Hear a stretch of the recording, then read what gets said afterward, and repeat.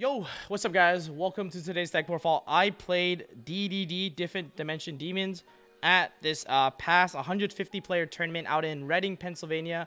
My boy Christian Urena hosted his own tournament for his grand opening. It was an insane 2 case for basically top 16. I placed 6 out of 150 people, going X11 overall in Swiss. And today I'm going to be showing you guys the deck that I played. I really wanted to do well with this deck, and this is the deck that's been really humbling. Like, I feel like I'm always misplaying, and it's been a really hard deck to master, and I still have a long ways to go, but it's just been a lot of fun. So I'm gonna be showing you the deck that I played, and the deck list and my card choices. So let's get right into it. But before I do, huge shout out to my team, Luxury Gaming.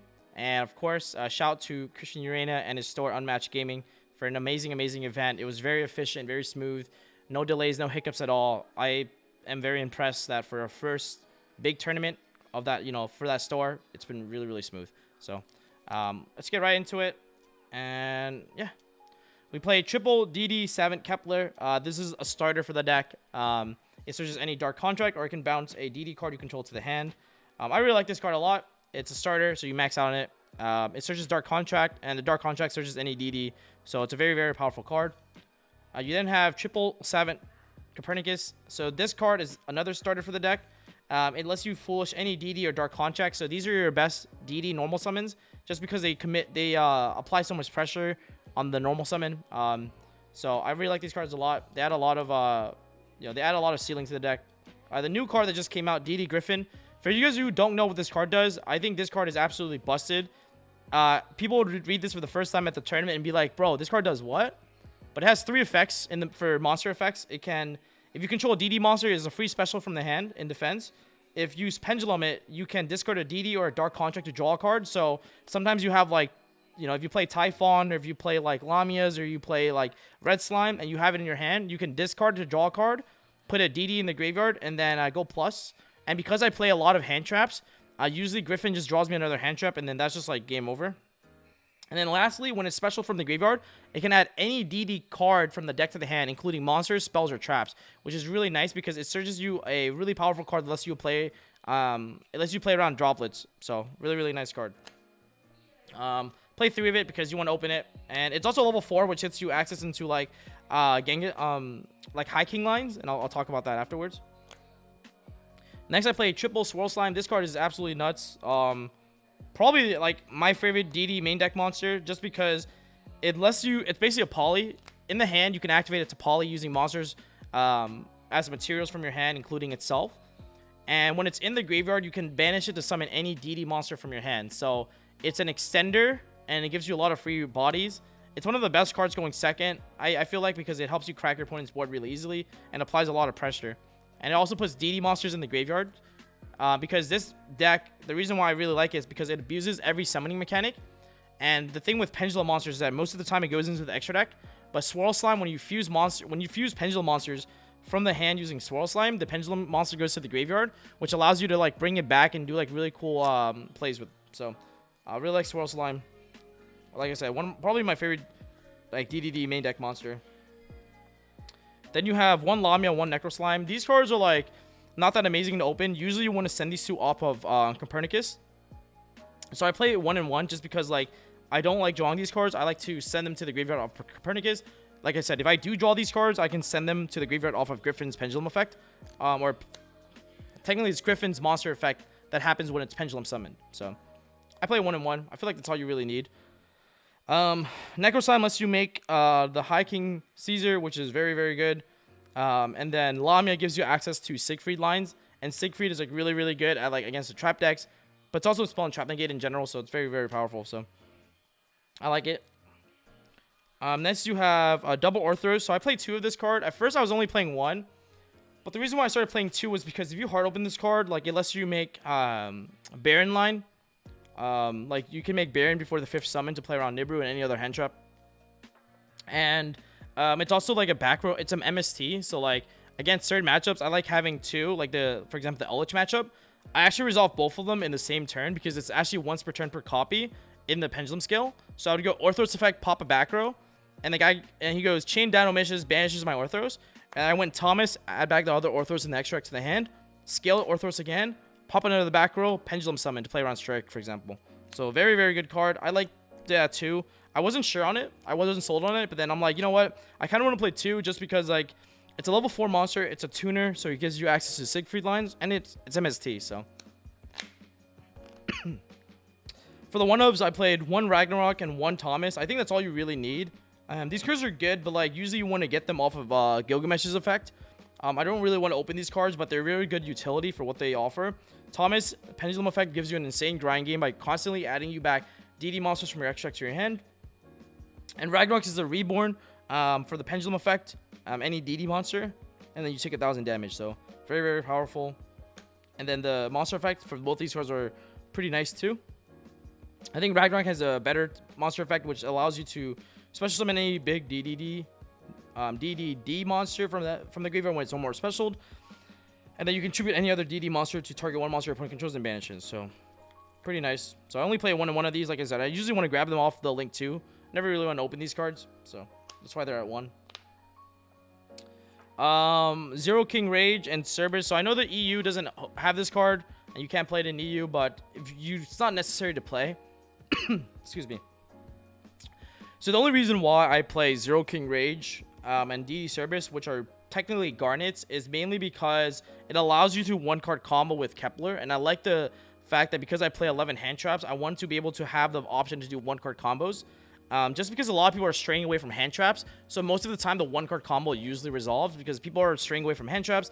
A lot of people choose to play like droplets and blowout cards instead, so I personally just be like, you know what, I want to have these as options. And also Zero King Rage has an insane effect that's really absurd. When you pendulum summon Zero King Rage, when Zero King Rage is on the field, you contribute a monster and apply the following effects, and it's not once per turn, so if you keep summoning this card back, you can loop it multiple times. You can activate an effect that allows you to tribute a monster, and then your opponent cannot activate cards or effects in the hand, which basically means there's a combo that you open with like Gate, I think like Gate, Copernicus, and Green Slime, or Gate, Green Slime, and Griffin, and that allows you to basically play around every hand trap in the game and full combo them. So this card is like not even that bad to open. If you hard open it, then you don't have to open the Gate. And then Cerberus is the card that lets you modify DD monsters to level 4. And then when it's pendulum summon from the hand, you can add a continuous spell in the graveyard back to your hand, which is kind of nice. But the reason why I had to play this card was because I play the following spell card in my deck, which is Triple Purity Rest map. The map makes it so that I lose 4,000 life points, especially if I go first. So I like the fact that I had this option in my deck, because when you scale this, you can only take effect damage once per turn. So like if you were to take effect damage, you take no damage. So like if I activate this, I go to 4,000, and then when I go Gilgamesh, I'm at 3,000, and then this card makes it so I don't take any more effect damage, so I can't die to my own back row. So that's the reason why I also felt like I had to play this card, because I played triple of the map. So that's it for the main monsters. Like this is basically for like the main engine. I'll talk about the hand traps after, and I kind of wanted to separate them. But the next part is basically triple rice map, or Puri rice map. So I decided to play this card. I feel like I might want to try Small World. I only went with this originally just because I tested more with this than with Small World. But what this card does is that it adds a monster with 0 attack from your extra hand, so you can actually add Zero King Rage, and after adding it to your hand until the end of the next turn after this card was activated, you cannot activate the added monster's effects and effects of monsters with its name until you normal summon a monster or a card with its name. So basically what this does is like when you activate this card, you search either Kepler or Copernicus and you normal it right away. So I think this card was like pretty good for me. Like it unbricked a lot of my hands, and I think it added more consistency. I think people either play Small World, Map, or Allure in this slot, but I think either Map or Small Worlds are better, because Allure, because you don't have like, when you activate Allure, you banish like your really good names, especially like these 3 ofs. So like if you open your 1-ofs with Allure, it's really, really bad. So I didn't really like Allure. If you play, I thought about playing Allure as well, but if you decide to play the Allure version, you have to play like, in my opinion, either Dark Hand Traps, or you have to play like blowout cards like Super Poly and Droplets in the main deck, which I didn't play because I think Droplets is actually a very bad card right now. And let me go next, and I'll explain why after I get to the hand traps. I played 3 Dark Contract. This card is Rhoda, so I maxed it out. I played 1 Swamp King, and then 1 Dark Contract with Patent License to round out the rest of the Dark Contracts. So Swamp King is basically Miracle Fusion and Poly in the same card. Pretty good. And then Dark Contract with Patent License is the new card. This card is very good. So against the Prankin matchup, usually you end on this with like Gilgamesh and like a trap. And the Prankin deck just cannot beat this card because if they link summon, they take 1,000 points of burn damage and they can't link summon anymore for the rest of the turn. So it's a very good lock. And then when it's into the graveyard, it allows you to add back any DD monster from the extra deck or the graveyard to the hand, which allows you to go for like some Siegfried lines. So I really like this card. It's also a really good grind card. And it's an extra card to pop with Machina, so you can snatch steal 6 times. Alright. The last spell I played was 1 for 1. So if you notice, I actually don't play that many spells. A lot of people slide anti-spell into me, and like it actually never mattered. Like I still was able to crack the board even when they anti-spelled me. Just because like I don't really play that many spells, and I side out the rice map going second. So I literally only have like 6 spells going second. Or like, no, 5 because I side out 1 for 1 as well. And then like, so like it's actually like weird. And then Gilgamesh's effect bypasses like the effect of what do you call it, of anti-spell, because you can still place scales from your deck even under anti-spell because placing isn't technically activating. So like you can still do it, which is kind of neat. Yeah, 1 for 1 is just obviously no brainer. It's a 1-card combo. So all right, next we have the last engine card, which is DD Headhunt.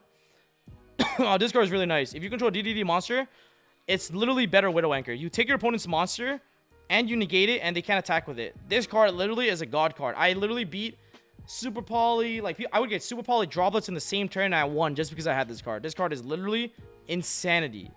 It's so broken. Really like this card a lot. And if you take an extra deck monster, you can use their monster to link summon for Gilgamesh next turn because it's considered a DDD monster, which is pretty nice. No, this card is broken. I always end on this turn 1 if I can, blind, because it just plays around every deck and like all the block cards. So that's it for the engine. And then now we have my hand trap ratios. So I played triple Nib, triple Effect Veiler, triple Ash, and double Ogre. So 11 hand traps. I wanted to basically play a very consistent deck like DDD and have a lot of room for non-engine because everyone's playing like the bricky 50 card deck with like 10 bricks. And basically, whenever you open 2 hand traps, you can't get Scythe Lock, basically. So, any 2 of these hand traps makes it so that you don't lose to the Scythe Lock. And that's basically why, like, even though I lost the roll 6 out of 8 times in Swiss, I still won most of them.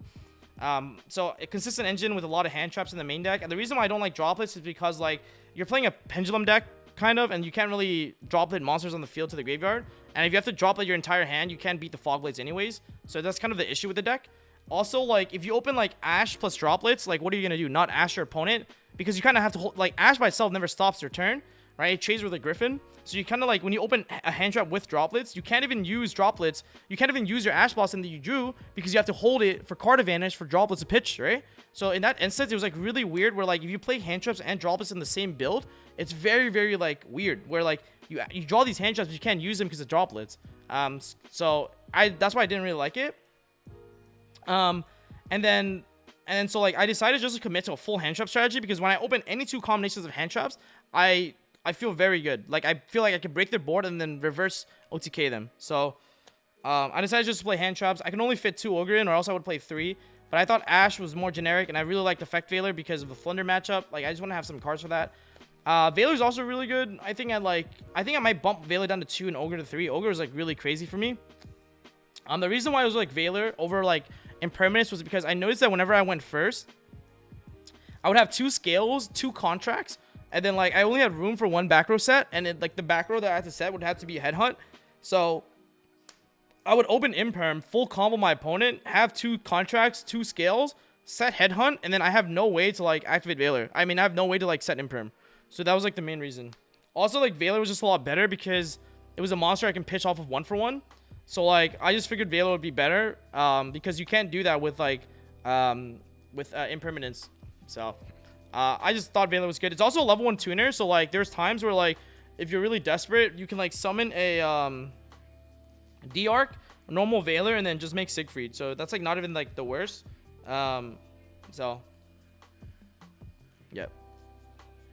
So yeah, that was pretty much my theory. I thought it was like pretty good. Like I had no complaints about the hand traps. Like they were all really, really good. I just wanted to cover as many matchups as possible with these hand traps, and I was really glad I played it. You know, just I seriously didn't want to lose to people playing like these FTK decks, because realistically, hand traps are just like so good, but they're playing their like really crazy combo decks because they just think that no one's playing hand traps in the format. But so I decided to do the opposite, where I play hand traps in the format so they don't get to do their crazy combo, whatever it is. And I guess next I'll talk about my side deck, because I think my side deck's pretty insane. I played triple gamma because like when I was doing a hand trap spreadsheet analysis with Nash, gamma was good into every single deck in the game. Like gamma was just so good into every deck of the format going second. So I wanted to play gamma because it covered literally every matchup. Sword Soul, Flunder, literally didn't matter what your opponent was playing. Gamma was always good into the matchup. The mirror match, if your opponent played it, freaking Diatron, like literally any deck that you name, Gamma's good into. So it was just really, really crazy. I played triple Lancia because of the Flunder matchup. I didn't play this card for the PK matchup at all, funny enough. This card was more important for me to play for the Flunder matchup. Just so that they don't have a grind game. So I really like this card. But it's also like a card that you can put in for the PK matchup, but I think this card was mainly for the Flunder matchup. And I also played triple Impermanence for the Sword Soul matchup, which I thought was going to be pretty popular. Like a lot of people had their Sword Soul cards and they wanted to keep playing it still. So I thought that like I wanted to have Impermanence for the Sword Soul matchup. It was also good into the mirror match, so I was like, why not? So I was like, you know, I wanted to play Impermanence and side into it. And basically, like I played 41 cards in the main deck. And if you look at, I'll show you guys my side pattern, which like explains why I had to play 41 cards. But yeah, it's pretty much like my hand trap ratio. And then I also played 3 Joel as well. So you can see that I had 13 cards in my side deck out of 15, all dedicated to all these FTK combo decks, like the boozy, like I'm gonna activate Rites of Armature and like normal summon a Rose Dragon decks. Like I just basically played all these hand traps just to make sure like those decks can't play the game. Because like a lot of those decks don't have a backbone. What I mean by that is that like when they get stopped in their combo, they literally lose the entire game because they don't have any recursion in their deck. So like once you stop them, like the deck is literally just impossible. Like it has no follow-up. It just draws only into hand traps and it just loses. So but because I play like a real deck with like an actual engine supporting it, after you get stopped, you have like cards like Gate that stays on the board to keep you drawing, keep searching you advantage, and every Gilgamesh on the follow-up applies like a +2 pressure. So it was just like really, really crazy. Where like I just felt that like everyone who was playing like the pile decks were just like when you draw hand traps into those decks, like they're just getting bodied. And like after they get hand trapped, they have no way to recover, so they just lose the match, even if I don't draw like that playable, which is the crazy part. So like that was my theory basically. I just thought a lot of people would be on the pile deck. And I wanted all the hand traps for the pile deck. I wanted Joel to cover the Flunder matchup as well because I thought people might play that. Like every deck I saw in the format, I just wanted to cover with all of these hand traps basically. So, my last 2 cards were one Callbot and one Dark Contract with Eternal Darkness. So this was a pretty spicy tech, I think. It's a card that you can easily search. This is a card that you can easily search off of like you know, either the rank 4 Kepler. Basically, what it says is when you have 2 DD cards in your Pendulum Zone, your opponent cannot target monsters on the field with spell and trap effects. They can't tribute them for a tribute summon or use them as material for fusion, synchro, or XYZ. So, like, against, like, the Sword Soul matchup, like, they can't synchro. GG's. Against the Flunder matchup, they can't tribute summon for a tribute summon monster. So, GG. Like, this card was just crazy. Like, it was literally so insane. And then one callback for going first. So, you might notice I literally didn't have a single back row removal in my side deck was because I just thought, like, I made the meta call where I'm like, yo, like, if I put in 3 Twin or 3 Lightning Storm or 3 Cosmic or 3 whatever, like, chances are I'm probably never going to side those cards in because, like, a lot of people aren't playing trap decks because of the Brave Engine in the format. So, like, the theory that I, like, explained to my team was, like, I'm like, yo, what if we just don't side back row removal because no one's playing Eldritch because the Eldritch deck just gets bodied by the Brave Engine. So, like, making that analysis on the format and then acting on it where I'm like, I'm just not going to side back removal because I'm like, yo, like, no one's literally, like, has the balls to, like, go play Eldritch at a tournament because no one, like, because that deck just gets destroyed by, like, you know, all the brave cards. So I was like, you know what? I don't need to side back row removal because no one's gonna play a back row deck. But ironically enough, I did play against one player who was playing Eldritch, and it didn't matter because I kind of complimented for the fact that I didn't have any back row move on my side, and I complimented that by playing double Orthros in my main deck. And that was the other reason why I wanted 2 Orthros, because this card is crazy. Like Orthros is literally how I beat Skill Drain, Torrential, like all these like insane blowout trap cards because of this card. And so I played 2 of this just so that I had MSCs in my deck that were searchable that helped me cover like the trap matchup. So I think this card was like really, really good because of that. So I outed Skill Drain because of this. And like the thing with trap decks is they have a really hard time outing this card. Dark Contract with the Gate.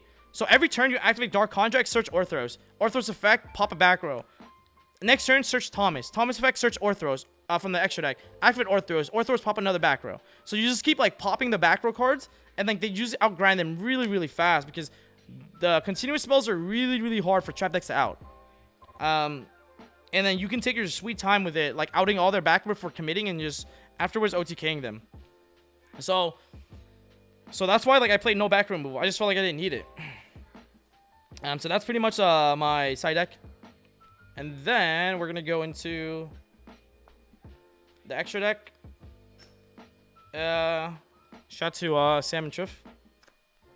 Triple Gilgamesh, this card is broken. You have to play 3 of this card. There was one game where this card got negated 3 times in one match. Or in one game, which is crazy. This card applies so much pressure. It's just so broken. Like, it sets 2 scales. It activates 2 scales from the deck. Like, bro. Like, what? Like, I can't believe that's a card.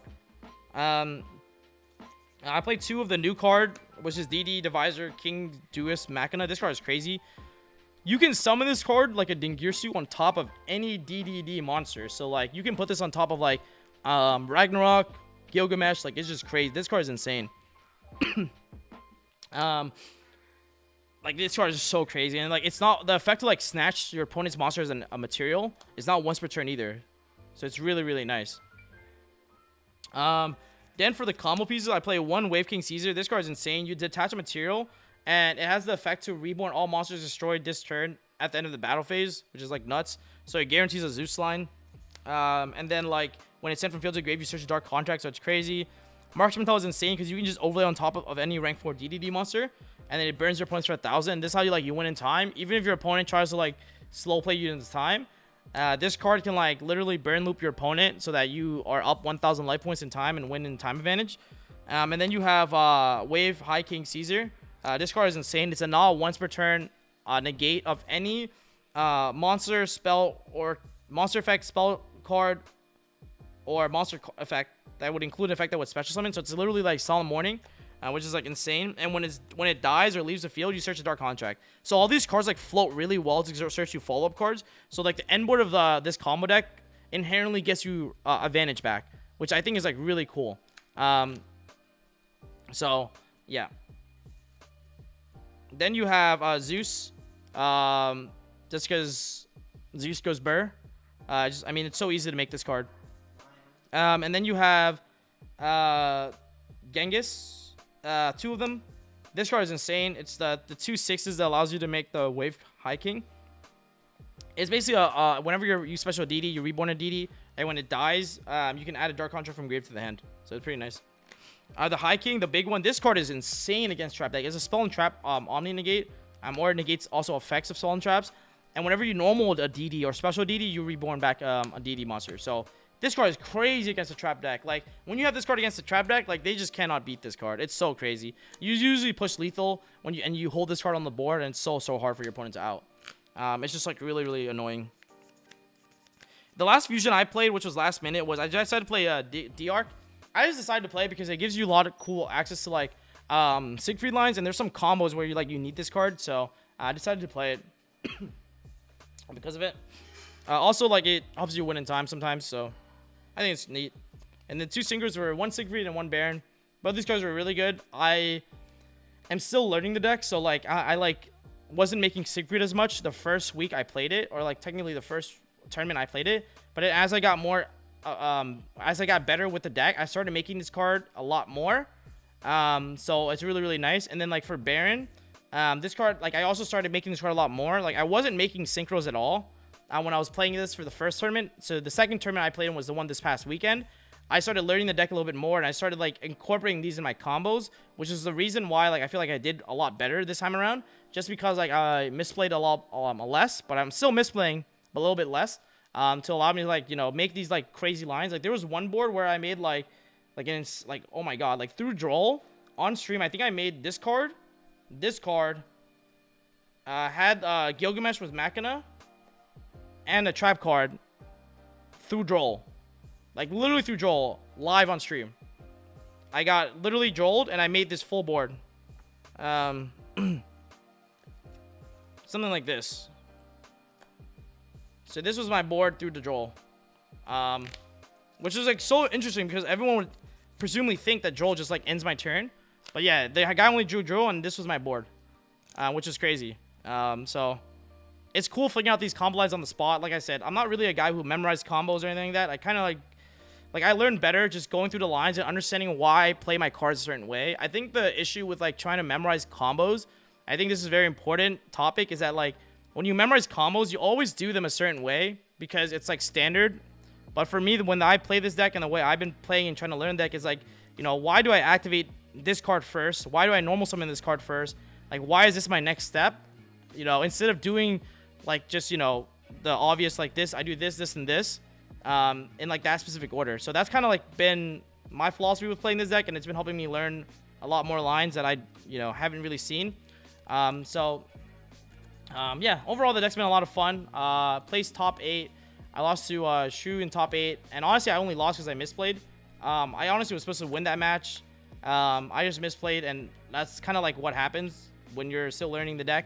So I was playing for like 10 hours with like 4 hours of sleep. So I was on hour 10 of playing that tournament and 4 hours of sleep, so that definitely gets to you.